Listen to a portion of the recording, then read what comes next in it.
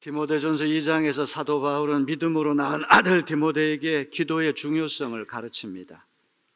그냥 가르치는 것이 아니라 힘써 기도하라고 권고합니다. 기도는 이론이 아니라 직접 기도하지 않고서는 아무 소용이 없습니다. 바울은 디모데전서 2장 1절에서 우리가 할 수 있는 모든 종류의 기도를 열거하면서 모든 사람을 위해서 기도하라 이렇게 말씀합니다. 간구와 기도와 중보 기도와 감사 기도를 하나님께 드리라 이렇게 권고합니다. 그야말로 우리가 할 수 있는 모든 종류의 기도를 총동원해서 모든 사람을 위해서 기도하라. 이것이 바울이 이제 말씀하는 첫 번째 명령입니다. 기도에 대한 일반적 권고를 먼저 한 다음에 과연 어떤 기도 제목을 제일 먼저 제시하는가 대단히 중요합니다. 놀랍게도 바울은 나라를 통치하는 위정자들을 위해서 기도하라 이렇게 말씀합니다. 디모데전서 2장 2절을 보면 이렇습니다. 왕들과 높은 지위에 있는 모든 사람을 위해서 기도하십시오. 오늘날로 말한다면 대통령을 비롯해 국가를 통치하는 권세자들을 위해서 기도하라는 것입니다. 자신의 건강이나 경제나 가정과 자녀들을 위해서 기도하는 것이 첫 번째가 아닙니다. 나라를 이끌어가는 정치인들을 위해서 기도하라고 말씀합니다. 이렇게 대통령을 비롯한 위정자들을 위해서 기도해야 하는 이유가 중요합니다.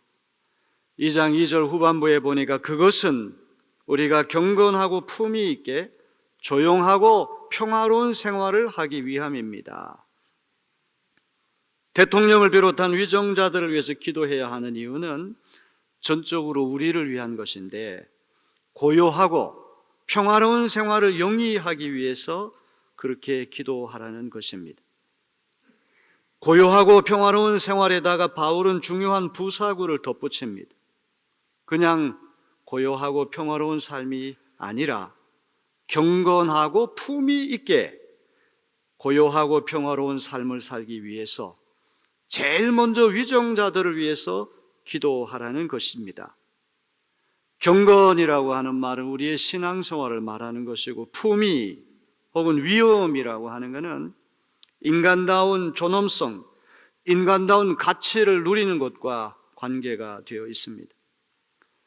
대통령을 비롯한 통치자들의 권세는 하나님을 대신해서 공의롭고 자비롭게 나라와 민족을 잘 다스리라고 하나님이 부여하신 권세입니다. 그러기에 위정자들이 하나님께서 자기에게 주신 권세를 하나님의 뜻에 맞게 슬기롭고 정의롭게 행사할 때 우리는 고요하고 평화로운 삶을 살 수 있습니다. 그냥 그렇게 고요하고 평화로운 삶을 사는 것이 아니라 경건하게 신앙생활을 잘하고 인간다운 존엄성을 지니고 고요하고 평화로운 삶을 살 수 있습니다.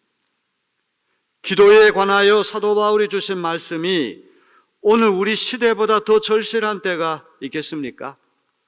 대통령을 비롯한 위정자들이 하나님이 주신 권세를 바로 사용하지 못하여 국가 전체가 위기에 빠질 때마다 우리가 느끼는 감정은 무엇입니까?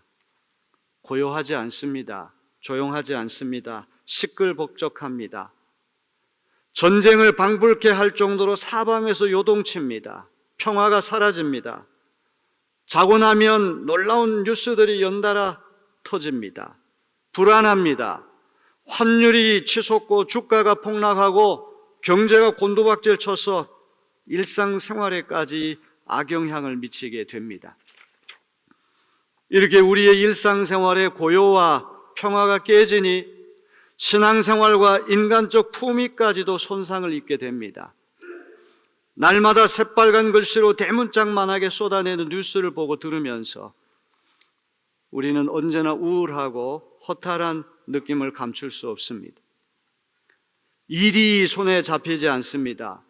세계 10대 경제대국에 진입한 선진국으로 자부했고 K-팝, K-컬처가 세계화되었다는 긍지가 있었는데 국가 전체가 어처구니 없는 사태에 빠져들면서 우리의 자긍심에 심각한 금이 갔습니다. 국격이 실추했습니다. 아무리 생각해도 작금의 국가적 위기를 극복하는데 가장 중요한 것은 바울이 가르쳐 주신 그대로 위정자들을 위해서 기도하는 일인 줄로 믿습니다. 그래야지만 전능하신 하나님이 기도를 들으시고 응답하셔서 우리가 경건하고 품위 있게 고요하고 평안롭게 생활할 수 있는 길을 열어주실 줄로 믿습니다. 정관정요라고 하는 책을 보게 되면 군주 인수라고 하는 말이 나옵니다. 임금은 배고 인민은 백성은 물이라고 하는 말이죠. 물 위에 떠 있는 배를 띄울 수도 있고 가라앉힐 수도 있는 것이 백성이라고 하는 그런 뜻입니다. 대통령이 오만하고 불통을 일삼고 그릇된 판단을 할 때 얼마나 우리가 국가적인 위기를 당하는가 절실히 우리는 체감하고 있습니다. 그러나 대통령만 탓하기에는 야당도 하루아침에 영웅이 된 것처럼 그런 날뛰는 모습이 결코 우리는 꼴보기 싫다는 생각을 많이 하게 됩니다. 누가 누구에게 돌을 던질 수 없을 만큼 국가 전체가 어려운 사태에 빠져 있습니다. 이러한 때 우리는 날카로운 지성과 예리한 분별력과 양심에 의거한 올바른 판단을 내릴 수 있는 슬기로운 그리스도인들이 되어야만 할 줄로 믿습니다. 예수 탄생에 관한 기록은 마태와 누가복음에만 나옵니다. 마가와 요한복음에는 나오지 않습니다. 그런데 마태의 기록과 누가의 기록에는 큰 차이가 있습니다. 대표적인 차이가 수태고지를 받는 당사자가 다르다는 것입니다. 마태에는 요셉이 수태고지를 듣습니다. 그러나 누가에는 천사 가브리엘이 마리아에게 예수님의 잉태에 대해서 예언을 하고 있습니다. 대강절 세 번째 주일에 우리는 요셉과 마리아가 예수님의 오심을 어떻게 기다렸는지를 살펴보려고 합니다. 크리스마스 이야기를 할 때 요셉은 주목을 받지 못합니다. 마리아만 부각될 뿐 요셉은 조연이나 엑스트라 들러리 역할을 하는 것처럼 보입니다. 그런데 마태복음을 읽어보게 되면 마리아가 아닌 요셉이 중요한 인물로 부각되고 있습니다. 마태복음 1장 16절을 봅니다. 야곱은 마리아의 남편 요셉을 낳았으니 마리아에게서 그리스도라 칭하는 예수가 나시니라. 마태복음 기자가 예수님의 족보를 소개할 때는 아버지가 아들을 낳았다 이런 식으로 소개를 합니다. 아브라함은 이삭을 낳고 이삭은 야곱을 낳고 야곱은 유다와 그의 형제들을 낳고 이런 식으로 아버지가 아들을 낳는 것으로 소개하는데 예수님의 탄생과 관련해서는 육신의 아버지 요셉을 언급은 하고 있으나 요셉이 예수님을 낳았다고 말씀하지 않습니다. 마리아에게서 그리스도 예수가 태어나셨다고 말씀합니다. 분명히 요셉이 마리아의 남편이었지만 예수님이 육체적으로 그들과 아무 관계없이 성령의 잉태로 태어나셨기 때문입니다. 오늘 봉독한 마태복음 본문은 이러한 경위를 잘 설명해 줍니다. 1장 18절로부터 19절을 세 번역으로 읽습니다. 예수 그리스도의 태어나심은 이러하다. 그의 어머니 마리아가 요셉과 약혼하고 나서 같이 살기 전에 마리아가 성령으로 잉태한 사실이 드러났다. 마리아의 남편 요셉은 의로운 사람이라서 약혼자에게 부끄러움을 주지 않으려고 가만히 파혼하려 하였다. 요셉과 마리아는 정혼한 사이입니다. 정혼이라고 하는 제도, 쉽게 말하면 약혼과 같은 제도인데 아주 유대인의 특별한 혼인 제도입니다. 결혼하기 1년 전에 성립되는 유대인들의 혼인 제도인데 오늘날의 약혼보다 법적인 구속력이 훨씬 더 강력했던 그런 관계입니다. 일단 정혼 관계에 들어가면 법적으로 부부가 되어서 이혼이나 아니면 사별, 죽음으로만 깰 수가 있었습니다. 정혼한 남편이 세상을 떠날 경우에 약혼녀는 신랑과 한 번도 잠자리를 같이 한 적이 없다고 할지라도 과부가 되고 맙니다. 그래서 유대 율법에는 과부인 수처녀라고 하는 괴상한 문구가 있을 정도입니다. 정혼은 사실상 부부관계였지만 결혼할 때까지 함께 살지 않았고 육체관계도 허락되지 않았습니다. 만에 하나 종혼 기간에 여성이 부정한 일을 저지르면 돌로 쳐 죽이게 되어 있습니다. 요셉과 마리아는 종혼한 관계에서 법적으로 부부가 되었지만 아직 육체의 관계는 맺지 않았습니다. 그런데 마리아가 덜컥 임신을 한 것입니다. 요셉은 엄청난 충격과 위기에 빠졌습니다. 두 가지 선택의 가능성이 있습니다. 첫째로 마리아의 임신 사실을 공표하여 마리아가 투석형을 받게 하는 방법이 있습니다. 아니면 이혼 증서를 써주고 파혼하는 방법이 있습니다. 요셉은 두 번째 길을 선택합니다. 마리아에게 수치심이나 피해를 주지 않고 남몰래 이혼하는 방법을 선택하게 된 것입니다.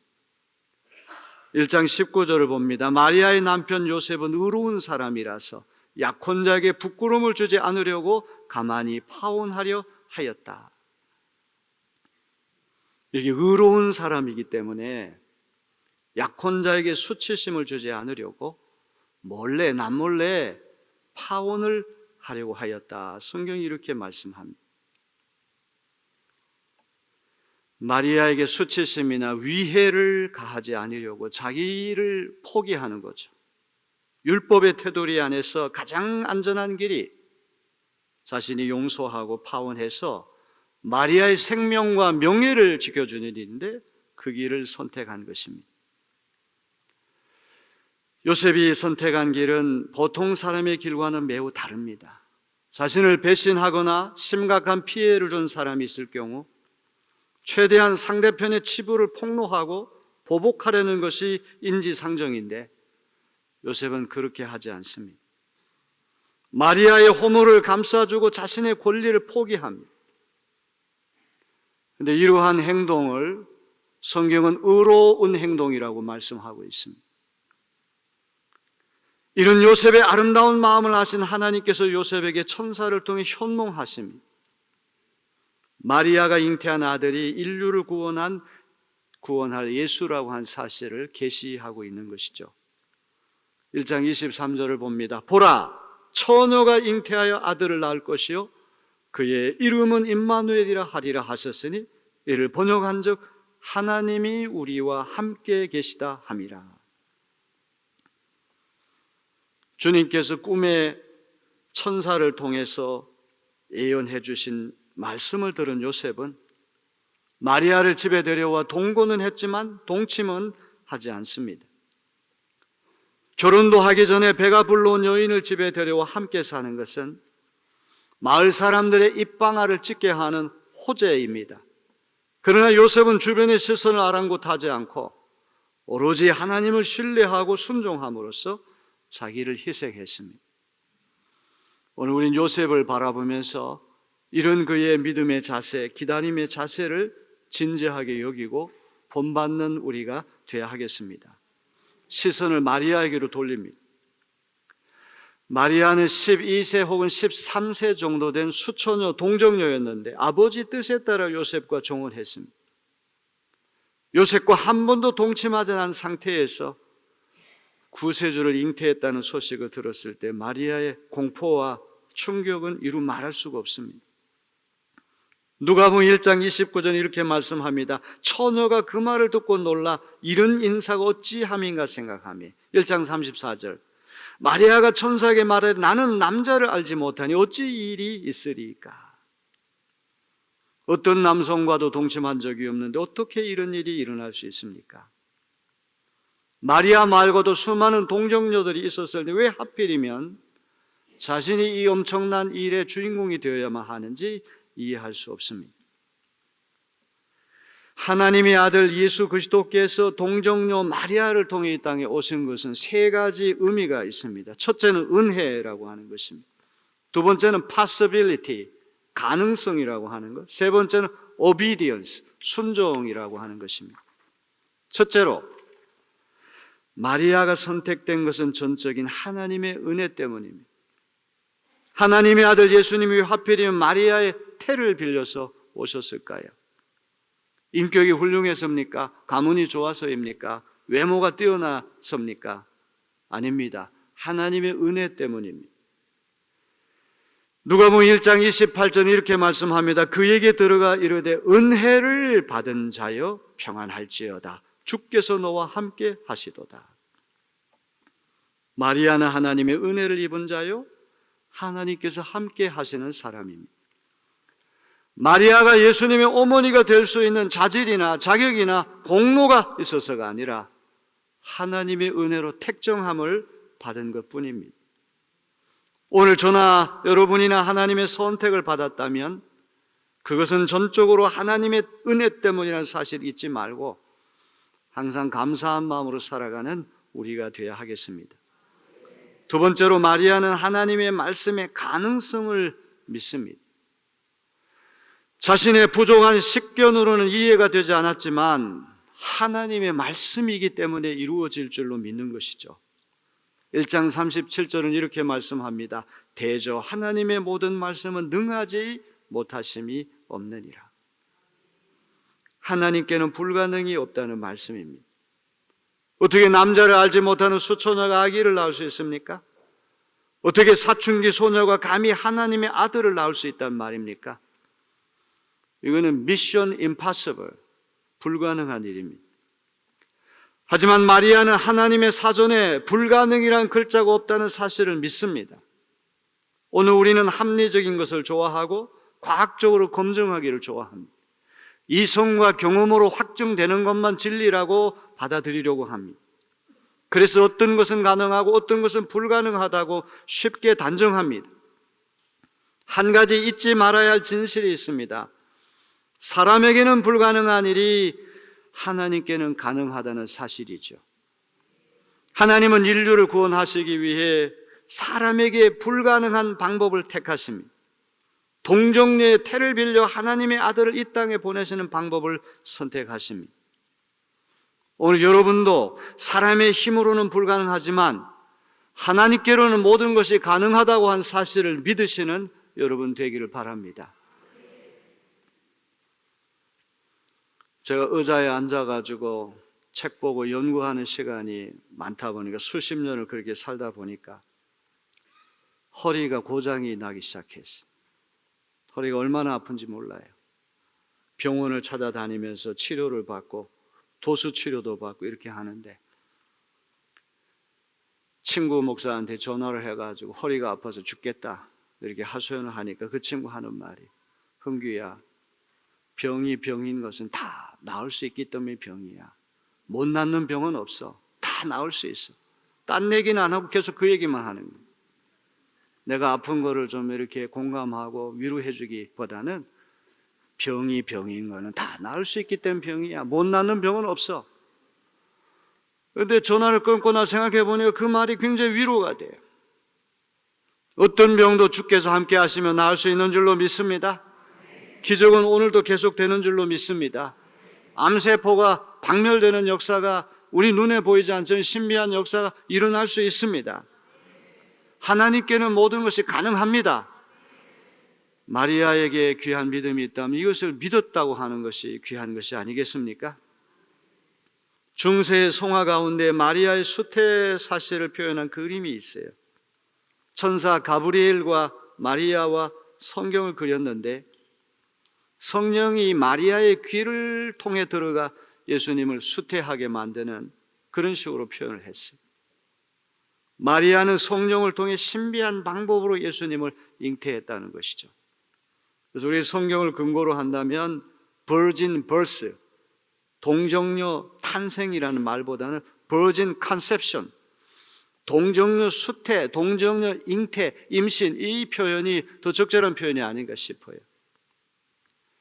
인간의 능력에는 한계가 있어도 하나님의 능력에는 불가능이 없습니다. 하나님이 함께 하시면 불가능한 것도 가능한 것이 됩니다. 그러면 우리는 마리아와 같이 단순한 믿음을 간직하고 그리스도의 오심을 기다리는 하나님의 자녀들이 되어야 하겠습니다.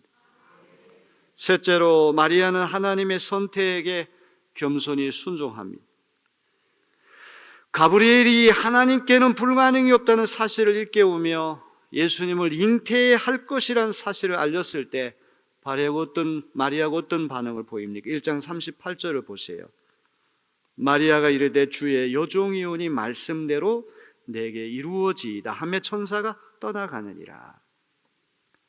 주님의 계집종으로 자기를 낮추어 부르면서 자신의 의지나 자신의 자격이나 자질이나 공로가 아닌 하나님의 주권에 의해 택정받았다는 사실을 고백하고 있는 것입니다. 마리아 스스로 계획을 세운 것이 아니라 하나님께서 인류를 구원하시기 위한 엄청난 계획 때문에 자신이 선택되었다는 사실을 인정하는 것입니다. 놀라운 신비를 다 깨달을 수는 없지만 하나님의 뜻이라면 기꺼이 순종하겠습니다. 순종의 자세를 보이고 있습니다. 오늘 예수님의 오심을 기다리는 우리 역시 하나님의 뜻에 겸손히 순종하는 우리 하나님의 자녀들이 되어야 하겠습니다. 인간적인 계산을 하거나 주저하거나 머뭇거리지 말아야 합니다. 우리에게 주어진 일이 하나님께서 원하시는 일이란 믿음이 들면 겸손히 순종해야 합니다. 예수님의 오심을 기다리는 대강절 기간에 우리는 마리아의 순종을 배워야 할 것입니다. 사람의 생각으로는 무모하고 불합리하다고 할지라도 하나님의 뜻이라면 자신의 의지를 꺾고 겸손한 마음으로 순종해야 합니다. 그리할 때 하나님께서 마리아에게 주신 은혜와 평강이 우리에게도 충만하게 될 줄로 믿습니다. 미국의 소설가 가운데 오 헨리라고 하는 단편 소설을 주로 쓰는 작가가 있습니다. 주옥과 같은 작품이 많죠. 마지막 잎새 같은 작품, 굉장히 감동적인 작품 아닙니까? 크리스마스 선물이라고 하는 단편 소설이 있습니다.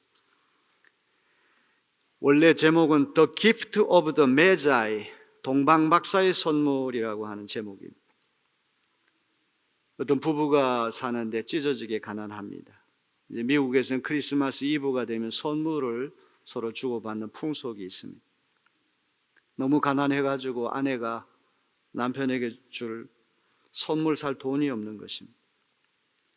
고민하다가 자기 무릎까지 치렁치렁 내려오는 아름다운 갈색 머리카락, 매력 포인트고 자기가 가장 소중하게 여기는 머리카락인데 그걸 팔아가지고 돈을 마련했습니다. 남편이 시계를 타고 다니는데 이 시계가 가죽으로 되어 있는데 낡아가지고 너덜너덜하니까 시계를 차고 다니질 않은 거예요.